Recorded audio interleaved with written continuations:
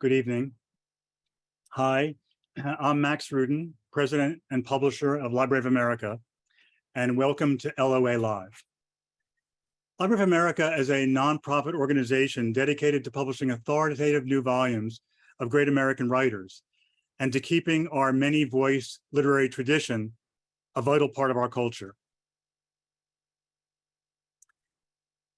A special welcome to Library of America fellows and members who support our mission. 2022 is Library of America's 40th anniversary year, which we're celebrating with special events like this one. Please check our website, loa.org, for updates. Tonight's program celebrates the remarkable staying power of Fiddler on the Roof, which defied predictions of certain Broadway failure in 1964. One unconvinced producer asked, "What do we do when we run out of Hadassah groups?" to become one of the most popular American musicals of all time. Joseph Stein's book and Sheldon Harnick's lyrics are published in the 2-volume Library of America collection, American Musicals, the complete books and lyrics of 16 Broadway classics, volumes 253 and 254 in the Library of America series, edited by Laurence Maslon, who joins us as moderator tonight. Fiddler appears in volume 2, devoted to the 1950s and 60s, published with support from the Mark Kruger Charitable Trust, the Susan and Elihu Rose Foundation, Roger Berlind, the Peter J. Sharp Foundation, the Cole Porter Musical and Literary Trusts, and Mary Rogers Gettle. It is kept permanently in print by a gift from screenwriter John Logan to the Guardians of American Letters Fund. Thanks to their generosity, the volume stands as a lasting testimony to the achievement of these masters of American theater writing. And our producers will drop a link to the book in the chat. Special thanks to our promotional partners for this evening's program: the Association of Literary Scholars, Critics, and Writers, Encore Series at New York City Center, Kino Lorber, Marlene Meyerson, JCC of Manhattan, the Museum at Eldridge Street, the National Yiddish Book Center, the National Yiddish Theater Volksbühne, NYU Skirball, PBS American Masters, Shotwell Media, the YIVO Institute for Jewish Research, and the 92nd Street Y. In the 58 years since its record-shattering opening run, Fiddler on the Roof has captivated audiences in 5 Broadway revivals, as well as national tours and local performances too many to count. In its first decade alone, it played in 24 countries, including Australia, Finland, Mexico, and Japan, where the producer wondered aloud to Joe Stein how the show could possibly be a hit in America when it was so Japanese. Audiences have fallen under its spell in exciting new forms as well. In Norman Jewison's brilliant 1971 film adaptation, which Pauline Kael called the most powerful movie musical ever made, and most recently, in an acclaimed new Yiddish translation, paradoxically hailed as authentic and definitive. What is it about this story of a man and a traditional Ukrainian Jewish community struggling for balance in the face of change from within and oppression from without that speaks so powerfully to audiences far removed in place, time, and circumstance? Why is Fiddler so beloved? And what's the secret of its enduring appeal and staying power? To explore these and other questions, we are incredibly fortunate to be joined by 4 distinguished guests. Stage, screen, and television actor Rosalind Harris played Tzeitel, Tevye's eldest daughter, in the acclaimed film Fiddler and on Broadway. Actor Steven Skybell most recently starred as Tevye in Fiddler on the Roof in Yiddish, directed by Joel Grey, for which he received the Lucille Lortel Award for Best Performance by a Leading Actor in a Musical. Michael Sragow is co-writer of the just-released documentary Fiddler's Journey to the Big Screen. His film criticism has appeared in The New Yorker, The Atlantic, and Salon, among other publications. His books include Victor Fleming, American Movie Master, and a 2-volume edition of James Agee's writing for the Library of America series. Laurence Maslon is arts professor at NYU's Tisch School of the Arts graduate acting program. He hosts and produced the radio series Broadway to Main Street on the NPR affiliate WLIW-FM, for which he won the 2019 ASCAP Foundation Deems Taylor Award for radio broadcast.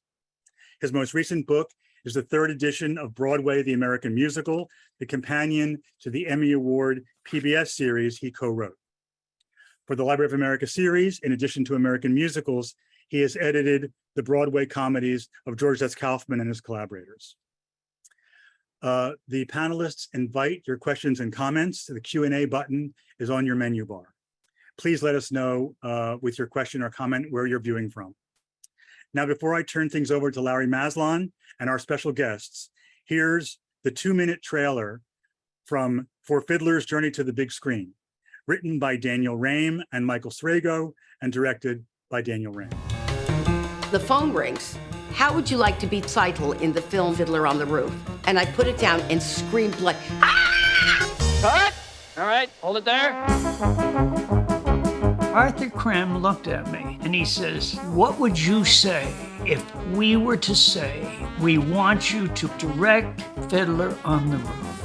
And then I said, what would you say if I told you I'm a goy?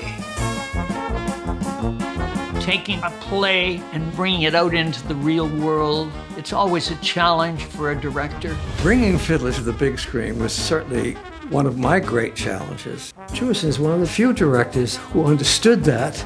He had fantastic sense of rhythm musically. John Williams managed to harness my singing and almost make the verse that I do with the shawl kind of ballad-like. Matchmaker, matchmaker, I'll bring the veil. It's not just about a dairyman with 5 marriageable daughters. It's more than that. There's something else that gives these shows their power. I found it was quite possible for me to identify with Tevye and to identify with the Jewish religion. Over 1 billion people saw the film, so they couldn't all be Jewish. Getting to know the actresses who played my sisters brought us close together, which gives you the sense of family. The girls were my family. They were my sisters. During the wedding scene, Ross was just following through an instinct to give me a hug. Even in a musical comedy like Fiddler on the Roof, you still feel the pain. And I think that's, that's the heart of the thing. We want a film for everybody. And what is it about the fiddler and the fiddle that we can't let go of? It's the closest thing to a human voice that there is. That's a fiddle. That's worth the price of a ticket.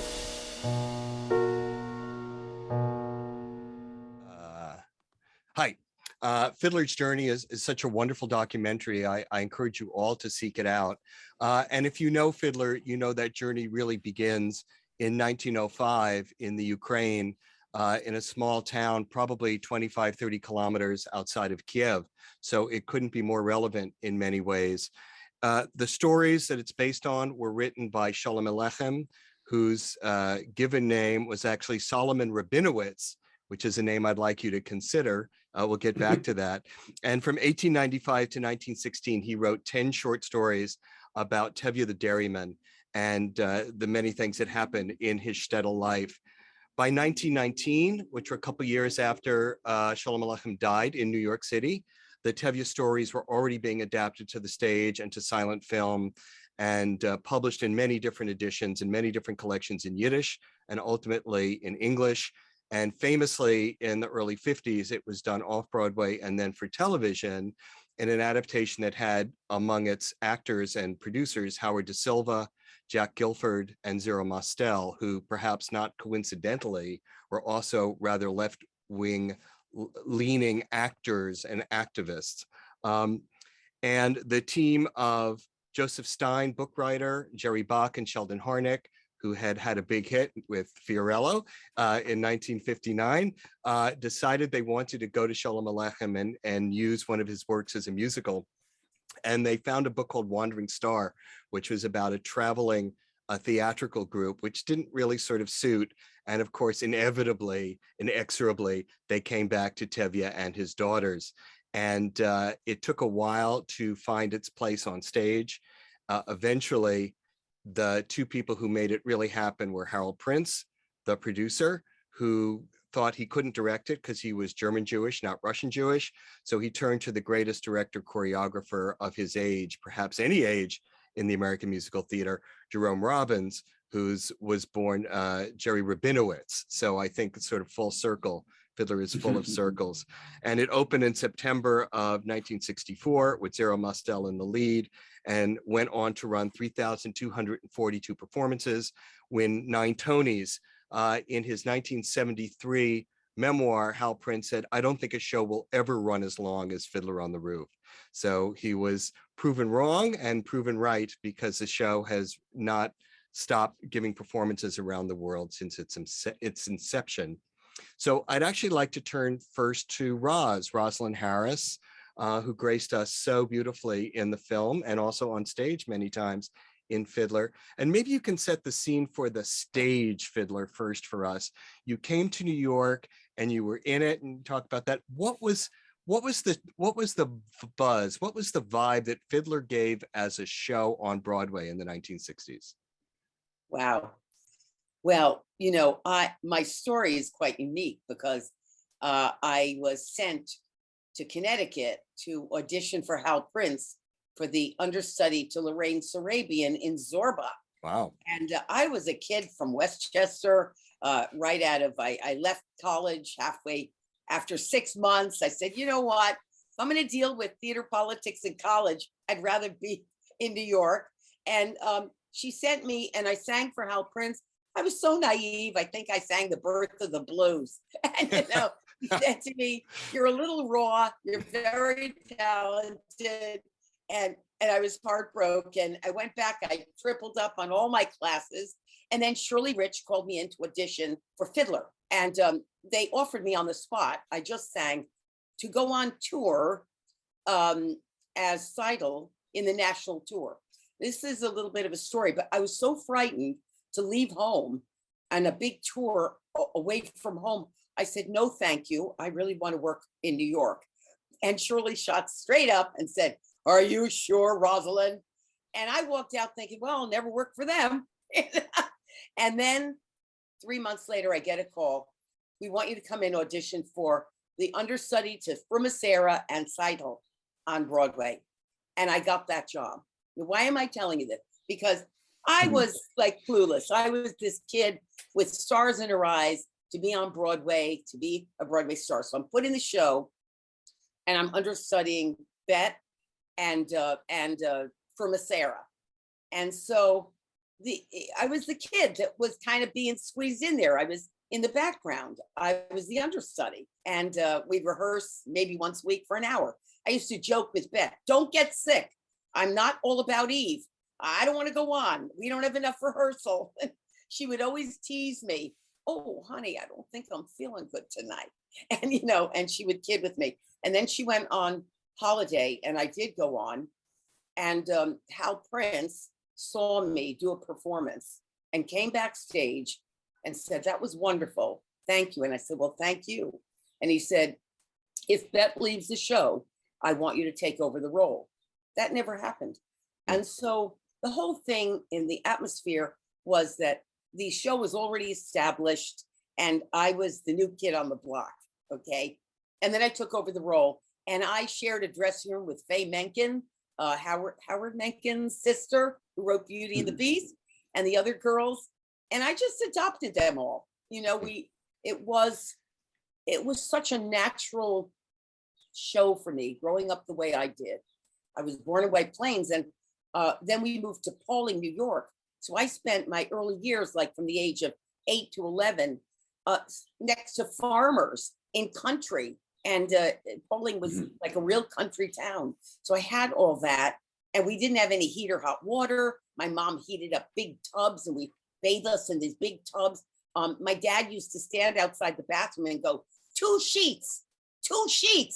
because it would plug up the sewage system. Into the So, to so this you were day, you were a method Tzeitel. Yeah. Came by it the hard way. I was Tzeitel. So anyway, to get away from your, not to get away from your question, but it's like I wasn't like, oh, I auditioned, I got on Broadway. It wasn't that simple.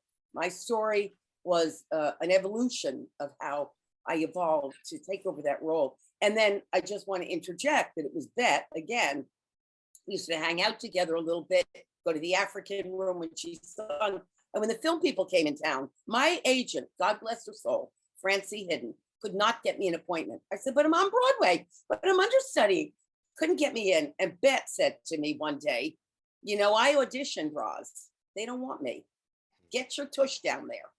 And I said, really, you don't mind? You know, I'm not all about Eve. Are you, you know, I was always, but okay, Bet gave me permission, told me where to go. And I went there and sat there for hours and hours, begging them to see me. I am Tzeitel. I am Tzeitel. And they finally said, let the kid in. They said, come back tomorrow. And I did. And then I think it was about a month later, I had a call back. And then I got the part. It's just kind of crazy. Well, we're awfully glad you did. That's a perfect segue to the film version.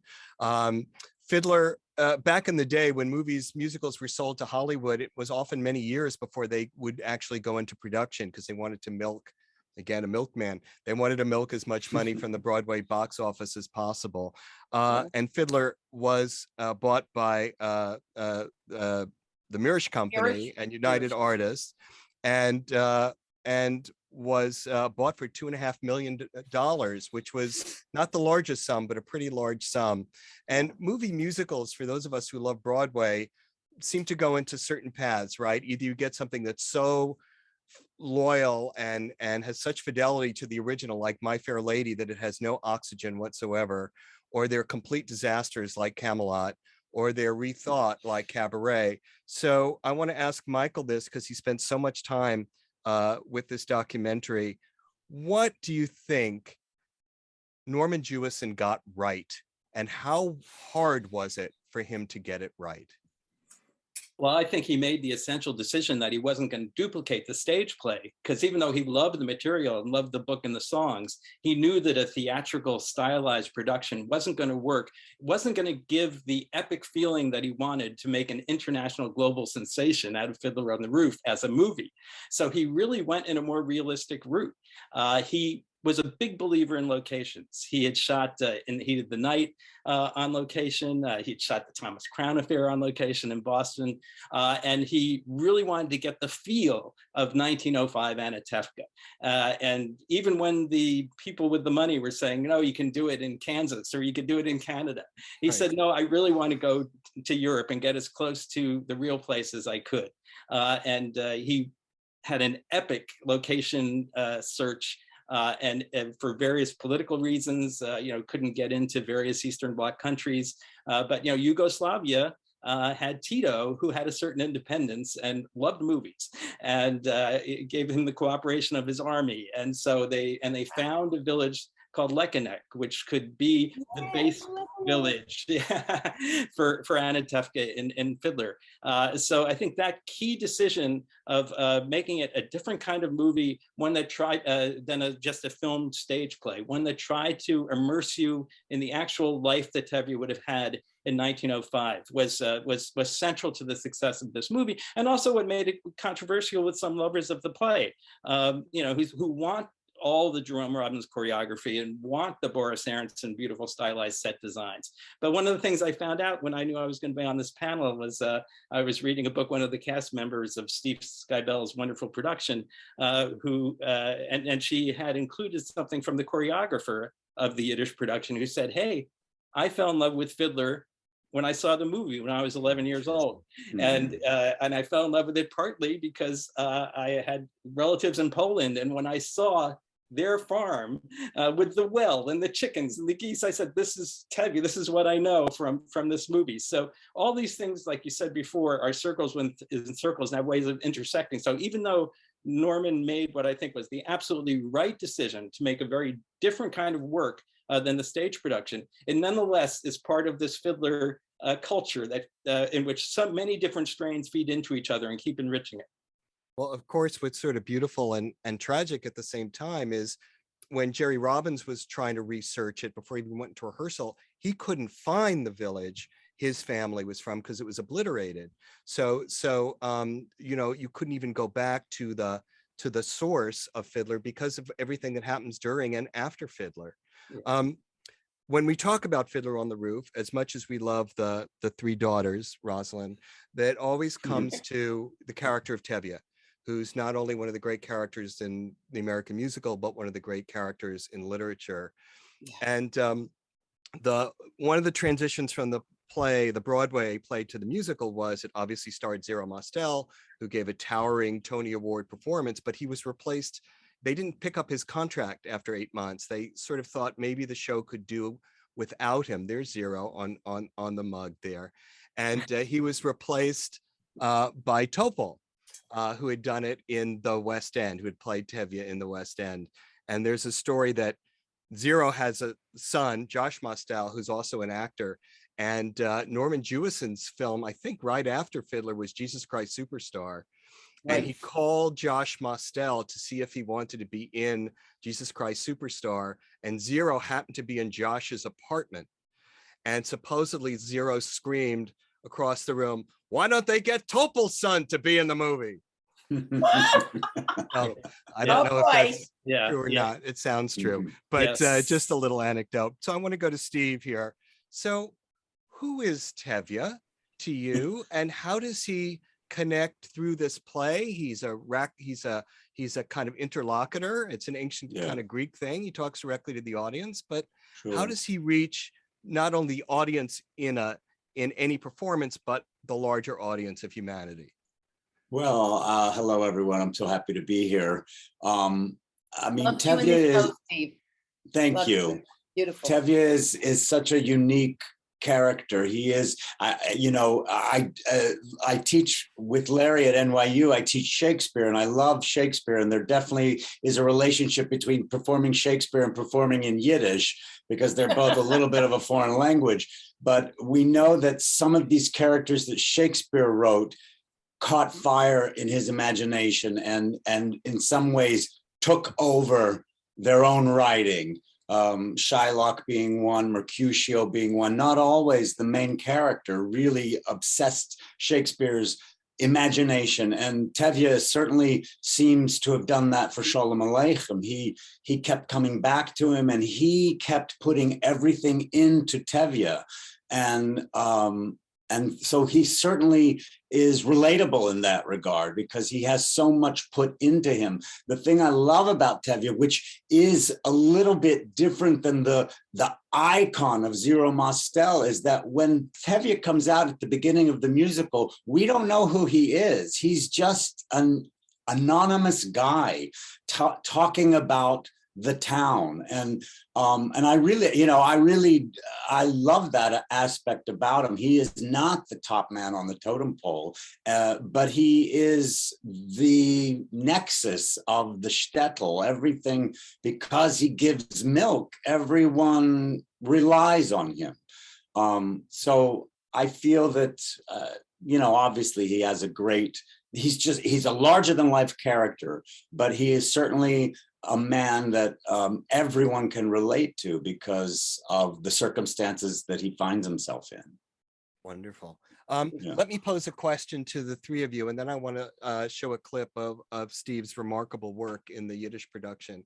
So the two words that always seem to be affixed to Fiddler as a commercial property in a commercial art form on Broadway, and I think extended to the production of the movie and certainly the financing of the movie, was too Jewish, right? This is a product that a situation, a world that really had not been mainstreamed to America. It's important to remember something like The Diary of Anne Frank had only appeared on Broadway in 1956.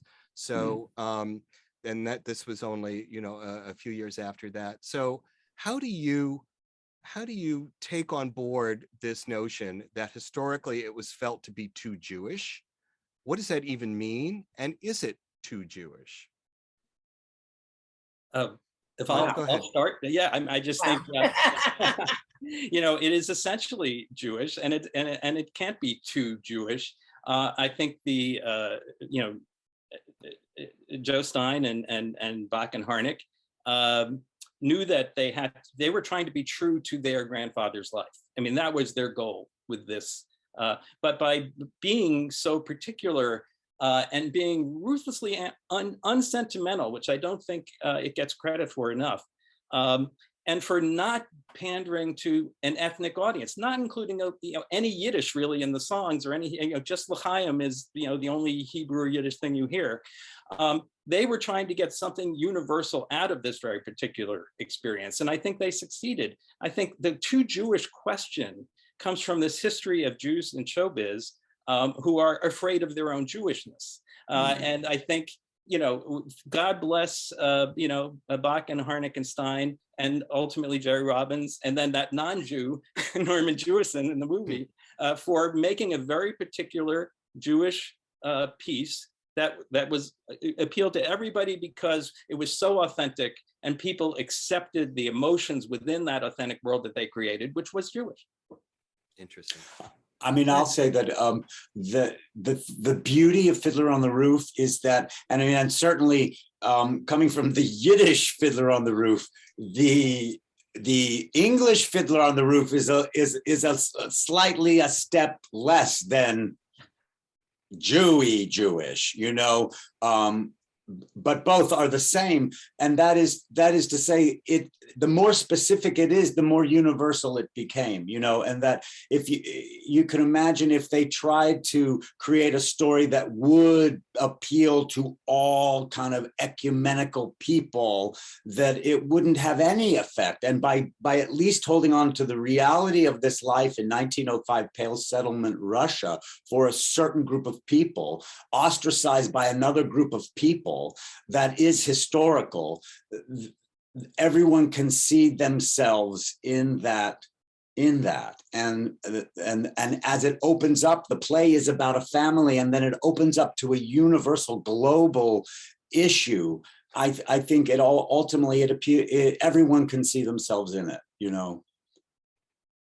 Roz, you want to add anything to that? Yeah, it's funny. I want to say this in a way that's, look, we're in a time that's very difficult now. I think all people, we're all human, and that's what we don't all get. If you go back to Christianity, a very famous religious figure was a Jewish boy.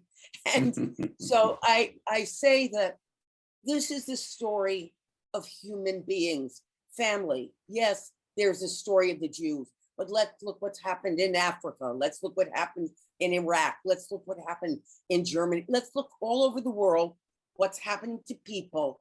And this is a story of a father and a mother and their daughters, and how much conflict is there in families. I know many families in conflict. Some kids don't talk to their parents because they don't agree. And then parents have a certain wish for their children to be a doctor, to be this, to marry this. That's so common. That's so real. And then there are people that marry out of their faith, and then there are arguments there. So there's not one topic in this story, and I'm not going to take it away. There is something extraordinary that happened to the Jewish people that did not happen for every kind of people, but we can all relate. We can all relate. And then we can be made aware of our own prejudices and our own judgments of humanity, and say, I recognize that in me. So it can have an impact on those people. And then the story of the Jews being ostracized from Russia. But it's a universal historical, look, we're going through something where history is again repeating itself in the Ukraine and around the world. I'm a transformation leader. I love humanity. There is not one person that I could not relate to in this world, because I transform my thinking about me and others. I'm not separate. We are one. And in the Jewish religion, which I must say incorporates all humanity, if I don't have enough food on my table, if I have food and you do not, I share my food with you. So I think one of the things that I always come back to is Jerry Robbins and the discipline in that original production that, to your point, Steve, they didn't, it's the only word to use. They didn't pander to an audience to try to make it funny in a Jewish Phil Silversy, Nancy Walker-y kind of way.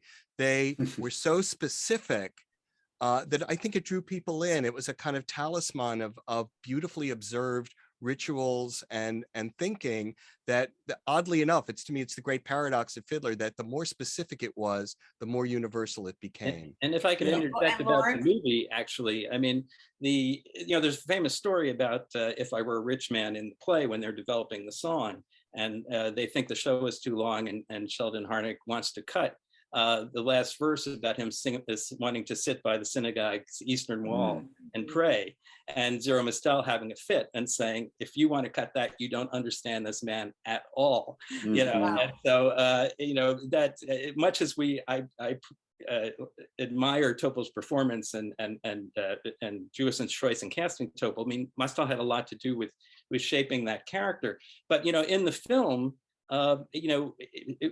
Jewison did by research what Robbins was hesitant to do as the Jewish choreographer. When Mostel on the stage play wanted to kiss the mezuzah on his way out, and it interrupted some movement of Robbins' direction, Robbins didn't want him to do that, but Jewison flooded the screen with those details. I mean, you don't even notice when Tevye kisses the mezuzah. It's to the point where people who stage productions and let me just interject one more thing. The reconstruction of the synagogue, the wooden synagogue in the movie version, from plans of all the wooden synagogues that were destroyed and burned during World War II, is one of the most moving accomplishments in the film. And part of why, when productions in towns in Eastern Europe that no longer have Jewish populations want to do Fiddler on the Roof, they study the film not just as an interpretation of the play, but as a recreation, very specific recreation of how they lived. Wow. Well, I just want to add one quick thing. Yeah, sure. A director friend of mine who saw the screening said, well, in the film Fiddler, what about the comedy? And I'm a comedian. I'm an actor, singer, comedian.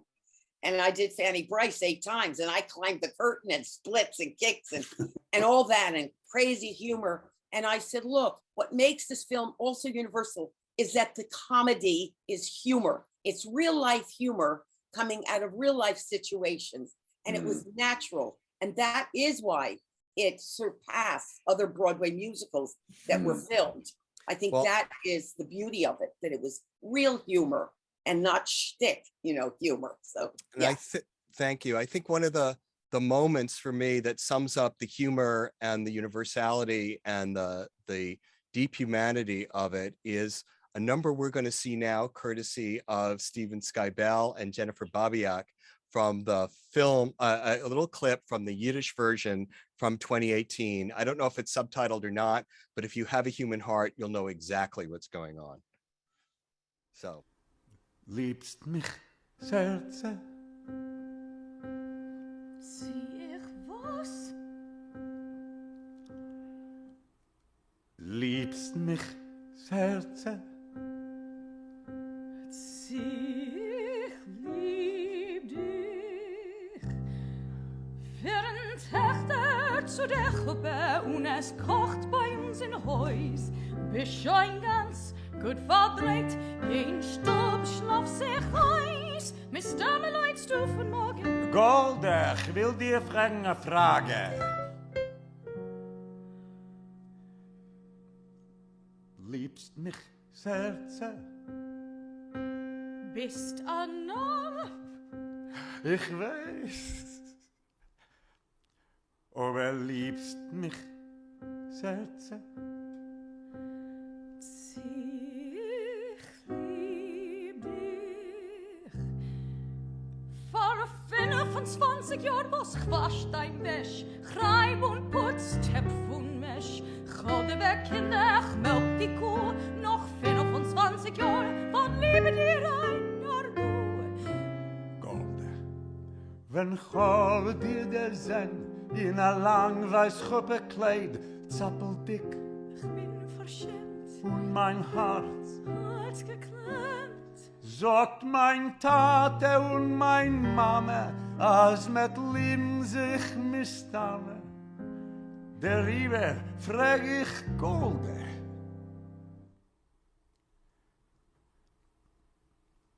Liebst mich, Serze?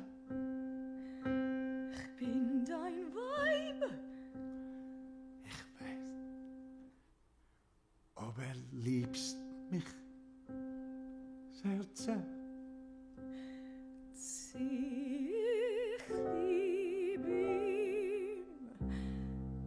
Es ist 25 Jahre, was ich lebe mit ihm. Ich esse mit ihm, ich bast mit ihm. Alles mit ihm, bei Nacht, bei Tag. Ist das nicht Liebe, sag? Liebst mich, Tage?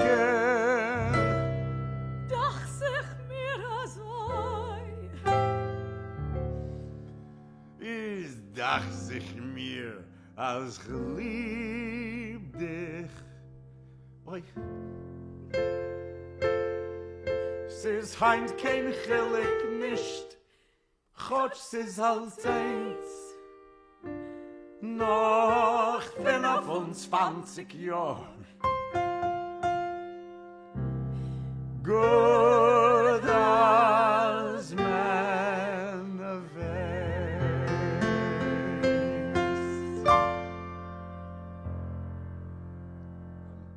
Wow. Wow.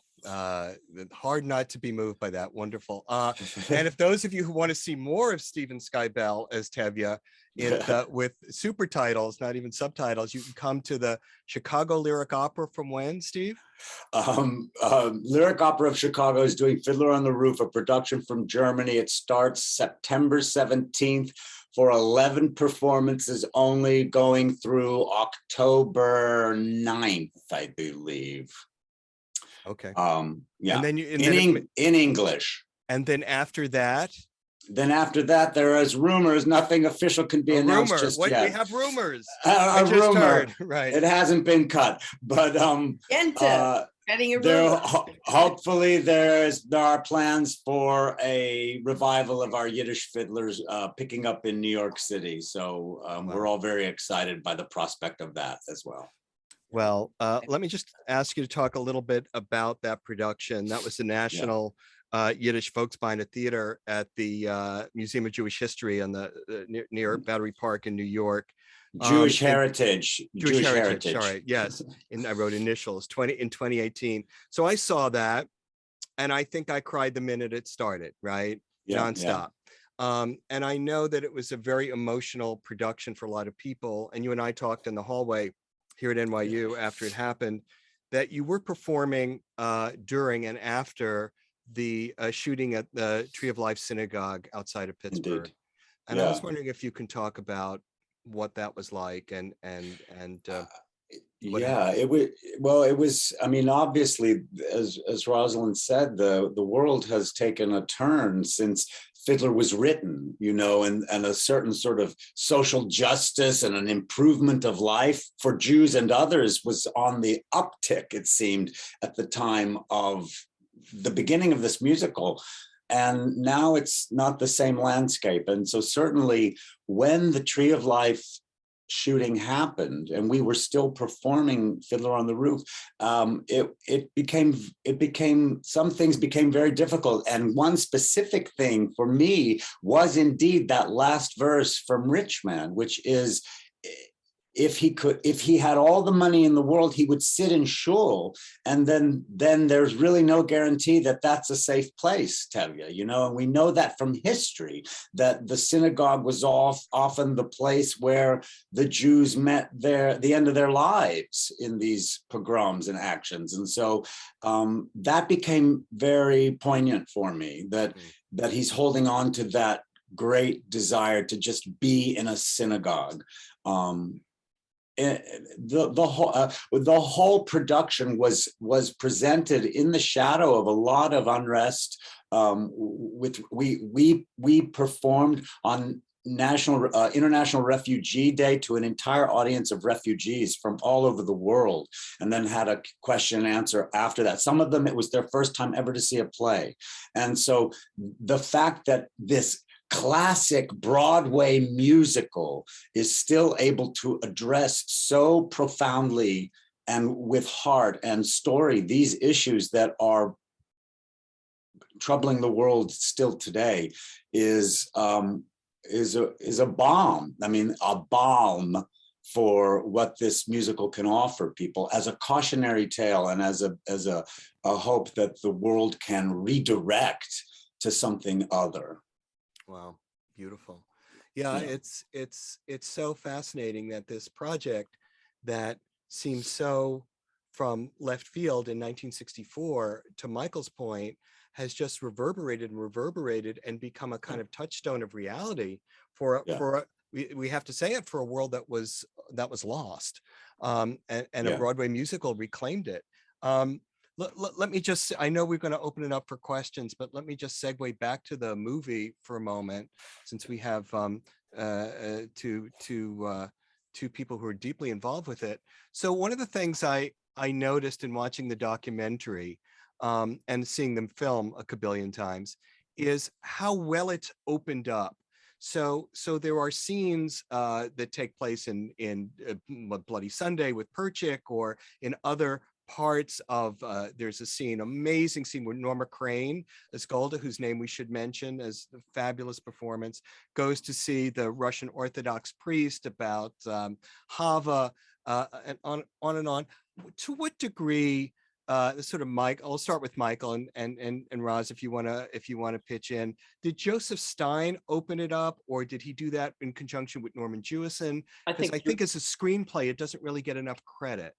I agree. Well, first of all, it's one of the great books in musical history, as you attest in your terrific anthology. And Norman knew that, and he wanted Joe to do the adaptation, but Norman worked very closely with Joe on that. And a lot of the things that are opening it up are things that don't really get remarked on. I mean, the Cossacks slaughtering the students, that's an obvious opening up. But for example, in the Chaim number, on stage, it's all in the saloon.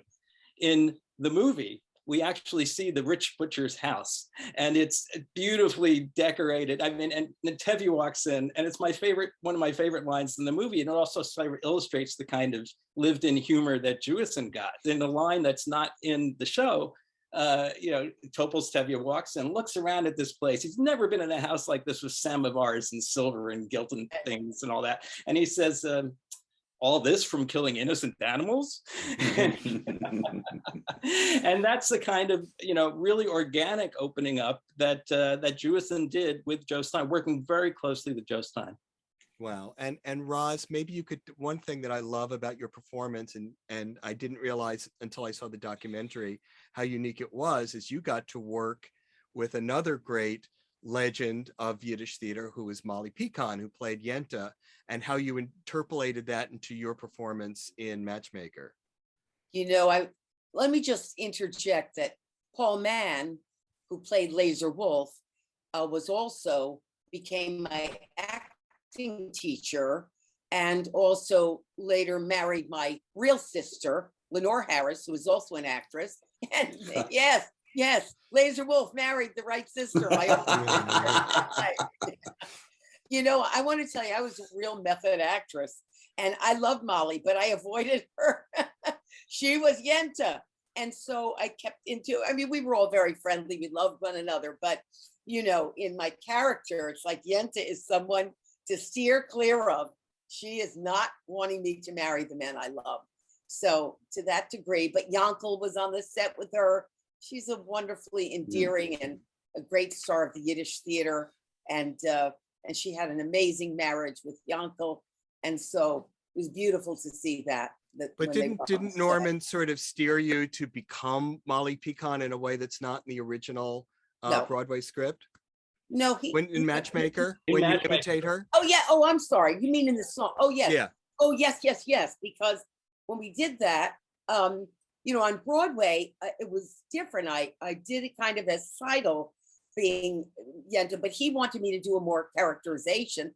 now I look back, I go, I could have even made it bigger. Yeah, I could have made it really, you know. So now that I'm a little bit older, I go, yeah, because right on the spot when we were filming, he was giving me, you know, cues to say, you know, really try to be more this, more that, more of a caricature. And so, yes, he did do that. You're absolutely right. So again, another circle, you know. I just want to say that I played Laser Wolf in high school in Long Island. I was desperate to play So Tevye. young. I was desperate to play Tevye more than anything. But I must say, as a footnote to posterity, because I lived in a racially mixed neighborhood in Long Island, that Tevye was played by a young man named Cameron Murray, who was Black, who was the first Black Tevye, 1977, that was ever been recorded. And the New York Times came and wrote an article about it. So the power of that was really quite extraordinary. Well, there is a talk that there's going to be another film. I don't know if that's true. With Lynn Miranda is going to remake Fiddler on the Roof.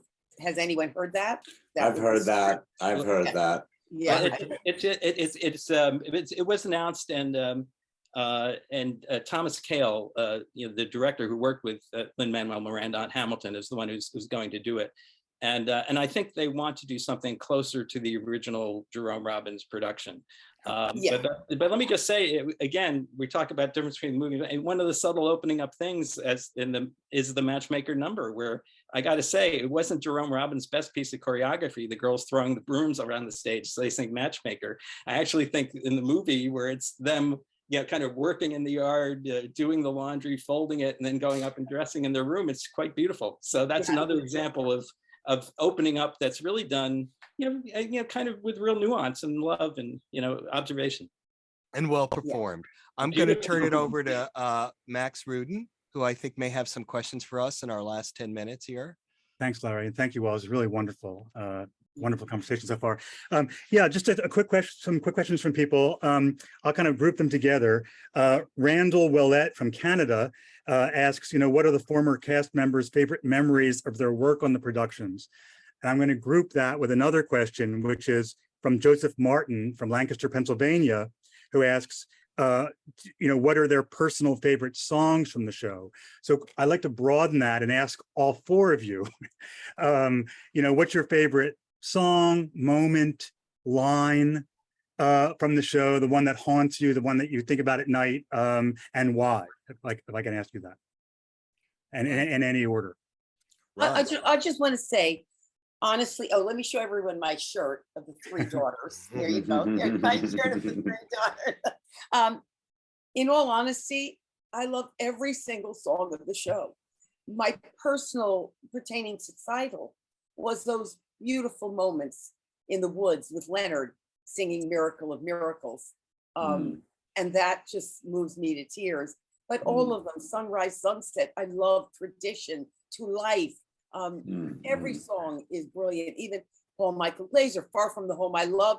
I always have a box of tissues nearby. I mean, I can't get through that without, all the songs are brilliant and singable and memorable. And people leave the theater singing the songs, which is remarkable. There's not one that's not memorable. I would just jump in and say there's something among musical theater wags called the Harnickian jest, which is the particular skill of Sheldon Harnick to be able to kind of move language around when you least expect it.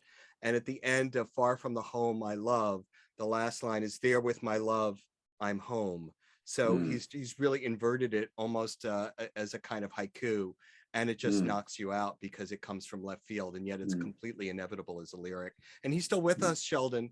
And, you know, shout out to him. Hi, Sheldon. Such humanity. Prayers and blessings. And such gifts as a lyricist. And Norman too. I would say that going to the shtetl that I grew up in, which was Lubbock, Texas, in West Texas, and we had 100 Jewish families there. And I had the good fortune of growing up with my grandfather from Poland, who lived in the town with us. And we would go to his house every Friday night, and he would chant the Kiddush, and then we would go to temple. And so Sabbath prayer has a really deeply embedded personal relationship for me. You know, realizing that the whole number is the Kiddush, and that the Amen at the end is the end of the Kiddush. And I really always sang that, trying so deeply and very easily to connect to my grandfather and all the ancestors who would have sung Kiddush over their Friday night wine. I love that. And then I just want to say, I do want to reiterate the notion that I've done a lot. I've done not as many musicals as straight plays, and the book To Fiddler on the Roof is incomparable. There is nothing like it in musical theater. And to be I said it just yesterday to someone, that in a musical that's written today, you will not get the scenes that you get in Fiddler on the Roof, that are developed and continue longer than you think a musical's scenes should. And so they're just so complicated and beautiful. And an example is the scene which is Far From the Home I Love. Tevye has very little to do or say in it, but just sort of be with his daughter and say goodbye to her. And it's a bit of a relaxation for an actor playing Tevye to just get to sit and be, but it is such a deeply emotional scene, and it's so beautifully written and placed, and then the song is really perfect. Yeah. Can I just quickly say also, it's Joe Stein, it's this chemistry the three of them had, Stein and Bach and Harnick, because some of those songs, just because we just saw it, Do You Love Me? That is a scene. That song is a scene. And it is done, by the way, so beautifully, the way you guys do. I mean, I just want to iterate quickly. That is really, we were following Joel Gray's direction. He had thought about that moment, that number for all of his, since he saw the out-of-town tryout in Washington, D.C. And what he made clear to me is that it's not just a jokey song. It's actually, in some ways, the point of their midlife journey, that they're following the wake of their daughters who are saying, love is a thing. And, so Joel Gray had so many clear ideas that weren't revolutionary, but were just uncovering what is there, so deeply embedded there. And I think that's, and I'll just quickly add that Sheldon wrote that number because it's what he had wished his parents had ever said to each other. He wished that was his sort of wish fulfillment fantasy. Yeah, and that's the difference between Topol's Tevye and Mostel's Tevye too. When I grew up listening to the soundtrack album and I heard "Do You Love Me?" and I hear Mary Karnova saying, "Do I what?" It so threw me right out of it. And you see, Topol and Norma Crane also have a very tender rendition of that. But yours was just beautiful again. It was great. Well, thank you. I mean, Topol did see our show, and he did say after he saw it that, "Do You Love Me?" that is the way it was meant to be done, which is, again, not revolutionary, but it's meaningful. Right. Well, Steve, just to stick. I was there that night. We all sat together. Kyle and Nick and Sheldon and Joel was at the next table, and it was a great night. It was phenomenal performance, and you were brilliant. Just to stick with you for a second, Steve, there's maybe I don't know if there's a short answer to this, but Donald Rosenfeld from St. Louis says, what was the genesis of the Yiddish production? Which is to say, what was the idea of doing a production in Yiddish? I mean, it's not, Well, the thing that people may not know is that Sragow Friedman, who was an Israeli from Poland originally, director and actor, was given permission to do a Yiddish version in 1966 in Israel. And it was an utter failure because Israel at that time was not interested in Yiddish at all. And so it languished. And Zalman Mlotek, who was the artistic director and the conductor of our production of Yiddish Fiddler, was determined, he had an album that he held on to since childhood of that production. And he was determined to have it done in the US. And our production was the first ever Yiddish production of it in the United States. And so it had been kicking around, and the Friedman children were determined to, let that Yiddish translation finally get its day. And thankfully, miraculously, it did. Thank you. Well, I guess we have really one more question before we close. And I just want to say that about half the people who sent in questions asked basically the same question.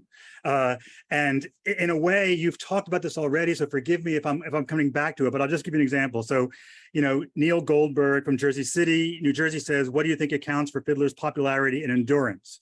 And Allison Roberson from Cincinnati says, beyond the concept of family and change, how does this musical speak to modern audiences? And then, Neil Bostwick from Prairie View, Texas, I don't know if that's near where you're from, says, what is it about this musical that transcends generational differences? So I guess, we've talked about this a little bit. I mean, Norman Jewison in the documentary says, it's easy, the answer is family. Although, Jerry Robbins had a different answer, which, Jerry Robbins said it had to do with the dissolution of traditional communities, that he thought that was the, so I guess I'd like to ask you all, what's the heartfelt connection in the story to the thing that's universal? Like, what is it? Is it to the family? Is it to this poor guy struggling with change?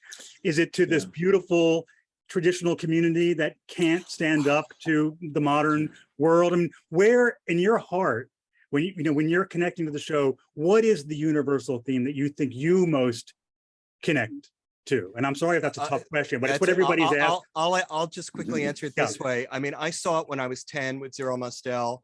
In our household, it was the 5th book of Moses. I mean, the 6th book of Moses. But I felt differently about it when I was a teenager acting in it in high school. Yes. And now that I'm a dad with a 14-year-old boy who doesn't listen to a word I tell him, I react to it differently. So I think it's unique among things outside of Shakespeare that when you come into that story, it says something to you. Yes. I mean, I would say that as well. I'd like to, I have my poster here. And the reason why I want to point to it is our production also had a strange thing in that our fiddler was female. And the thing, one of the aspects of it that I think is very resonant is that it is a pro-feminist story. It is about one man surrounded by the female and following the lead of all these ladies, daughters and wives, and I love that about it. But I think, as Larry said, you can see anything in it that you want to see. You can be the Perchik who wants to have social justice and social reform. You can be, you can be one of the daughters who's saying, I want to marry for love. You can be the daughter who says, I want to leave home. Or you can be Tevye who, just wants to get by as best he can, I actually think, to follow up on what both of you said, I mean, in the movie, Kenny Turan, my longtime colleague, longtime film critic at the LA Times, who's terrific, says that it's the rare generation gap drama where you feel both sides simultaneously. Yeah. But I think it even goes beyond that to a step, because I think in the character of Tevye, I think he's really the heart of Fiddler. And I think in Tevye, you see somebody whose great qualities are transmitted to his daughters in ways he cannot immediately understand, but gradually does. And that's a very ultimately hopeful thing. And that's one reason I think the scene Joe Stein, the slight hint of reconciliation that he gives Tevye and Chava at the very end, is so moving. And I'll debate any Elechem purist who doesn't think that that's a brilliant scene, because it's a brilliant scene. And it sums up to me what the appeal of Fiddler is. Okay, I want to get a word in. So this is here, I'm holding up my Fiddler t-shirt. Okay. She's hawking the t-shirt. I have a lot of t-shirts, but look, I'm listening to all of you, and it's all of that. But the universal theme is love. Love. It is. Love, forgiveness, and acceptance. And I think that pervades everywhere in Fiddler and the message to the world, no matter who you are, what nationality, what religion, what family, even in family, be grateful for your parents, be appreciative, be unique and individual, but love, forgiveness, and community. That's all I want to say. Thank you, Rosalind. Can I just close out and tee up to my guests here? I want to thank you all. And I can only say, God knows where we'll meet each other again. And you'll say, what? Bless you. And then we'll leave it in his hands. We'll leave it in God's hands. God bless Thank you You're great. all. Thank you all very Thank much. you. Thank you. Thank you so much. You've been listening to Rosalind Harris, Steve Skybell, Mike Sragow, and Larry Maslon discuss Fiddler on the Roof, which is published